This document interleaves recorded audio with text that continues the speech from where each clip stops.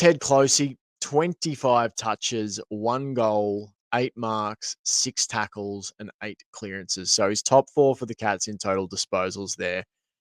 He's equal second for marks. He's third for tackles, and he led the team in clearances. I just think when you're involved in so many of those rankings, you're up there in touches, you're up there in marks, you're up there in tackles, you're up there in clearances, you kick a goal, you withstand the battering Frankston tried to give him today. Ted Closey is an absolute star in the making. He's improving game on game for the Cats. I think he's had 79 touches in his last 3 matches. And I'm just going to go to a little Twitter thread that I had posted. This is key to understanding his development as a player. Cats have put Ted Closey in a position to improve what was questioned coming out of the draft, and that was kicking and his outside game. Now, that's according to an article I read on Rookie Me Central. It's a great draft profile on all the players they cover, but the Ted Closey one is, exceptional. And they really, the question marks and the areas of improvement they said he needed to address was his kicking and his outside game. Now, for context, 2021 to 22 for the Geelong Falcons in Vic Country, Closey had 347 disposals in 18 games. That's 19.3 disposals per game. Of those 347 disposals, 202 were by foot, which is 58.2% of his disposals as kicks. He took 44 marks in those games at an average of just 2.4 marks per game. Now, his tackling and contested ability was never an issue. 40% of his possession for Vic Country was contested, and he averaged 6 tackles per game. So that was well and truly taken care of. The question was, how could he be a weapon in the outside part of the game at the next level? Part of the article that I read on Rookie Me Central talked about, when he does get the ball on the outside, he plays a little bit like an inside midfielder. He doesn't necessarily have that class to hurt you on the outside when he gets it in space. But across 2023 and 2024 in the Cats VFL side, they've really tried to address that by putting him in position to develop that side of his game. He's gathered 426 disposals in 24 games at an average of 17.8 per match. And of those 426 touches, 276 of them, which is 64.8%, nearly 2/3 of his disposals have been by foot. It's nearly a 7% swing, 6.8% increase from the amount of disposals he had as kicks for the Geelong Falcons and Vic Country. And it backs up what your eyeballs tell you when you watch him play, that the Cats are deliberately trying to put him in position to develop his foot skills, his work as an uncontested link in the chain. And then you can add to that his marking numbers per game for the Cats. So if you remember, he had 2.4 marks per game across 18 matches in 2021-2022 for the Falcons and Vic Country. In 24 games for the VFL Cats across 2023 and 24, he's taken 133 marks at an average of 5.5 per game. So that's an increase of 3.1 marks per game on those Falcons and Vic Country numbers. He's also hit the scoreboard more often, from 0.4 goals per game in those junior levels to 0.7 at VFL level. So he's nearly doubled his goal per game output there. And none of this has detracted from his defensive pressure and his tackling work. In his 24 matches for the VFL Cats from 2023 to now, he's racked up 130 tackles in those games at an average of 5.4 per game. So that's just 0.6 per game off his average in junior and rep footy for the Falcons and Vic Country. So he's maintained the defensive part of his game, his tackling, his willingness to do the contested stuff, the hard stuff. And he's added this whole other element to his game where he can link up and hurt you as an uncontested player, where he can go forward and hit the scoreboard.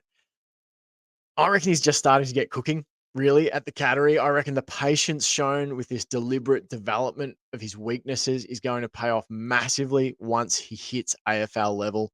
As I said, 79 touches, 21 tackles, 17 marks in his last 3 games is hugely exciting. And I legitimately think he's one of the most exciting prospects we have on our current VFL men's list. Something I think is really exciting about him too is how his teammates respond to him. Last year, at the end of last year, I highlighted in the last VFL men's game of the season a goal he kicked against the Giants where I think it was Oscar Riccardi centered a ball back across 50. It wasn't a great kick. And Ted Closey went back with the flight of it, got absolutely crunched in the mark, got up, went back, kicked the goal, and teammates came from absolutely everywhere, pat him on the head and, G him up after just a really gutsy effort and to go back and slot the goal. We had on the weekend against Frankston a moment where something happened behind play that earned Ted Closey a free kick, and the commentators were essentially saying, Frankston were trying to get stuck into Ted Closey behind play or just after the ball had been released or something that drew a free kick. And then I, I put up on Twitter the picture of the response from his teammates, and I'll just pull it up here in the video show for you because there was a couple of moments like this that I thought were really cool and indicative of how his team feel about him. Here it is. Here's the little screenshot. Ted Closey down the bottom corner here, number 40. He's moved on. The umpires have said if you want to play on here from your free kick, you can. And he's kicked the ball inboard to get play moving. And if you look to the right, there are just players everywhere from the Cats getting stuck into the Frankston team for whatever they deemed they'd done wrong to their lad Ted Closey. And it was that moment, and then another one later in the game where Closey actually went and kicked a goal. And again, I think you can just see the way this team gets around their guy. This is after he kicks a goal. It's late in the game. The game is done and dusted. And if you count, it's 1, 2, 3, 4, 5, 6, 7, 8, 9, 10. 10 players get to Ted Closey inside the forward 50, get around him, celebrate. There's smiles everywhere. There's hugs. There's pats on the head.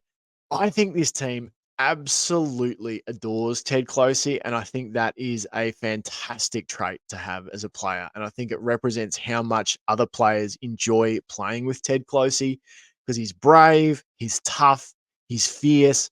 I think if you think about a player that comes in and you're renowned for being an inside contested player, but there's maybe some weaknesses around your game. And rather than just stay in your comfort zone and play to your strengths and not try and grow and develop, he's grown and developed. He's become one of Geelong's better ball winners this season. He's become one of their most reliable links in the chains of possession. He's hitting the scoreboard. As I said, last year, as Geelong's third leading goal kicker, I think he had 14 goals last season. From a million miles away, which I am, I don't have any inside information. I'm just gleaning things from the way players respond to him, either when he's wronged by an opponent or when he does something brave to put the team on his back. I think that the Geelong Cats VFL side absolutely love him. And I reckon Cats fans are going to love Ted Closey when he breaks out, probably in 2025. I think a bit like Mitch Nevitt, there's still time to be put into developing the physique to get to an AFL level strength. But he's a really special one, in my opinion. At least he has the upside to be really special. You'd never know. There's no guarantees in footy. You just don't know who will develop and have a long AFL career and who won't. But I think the signs there for Ted Closey are really, really good.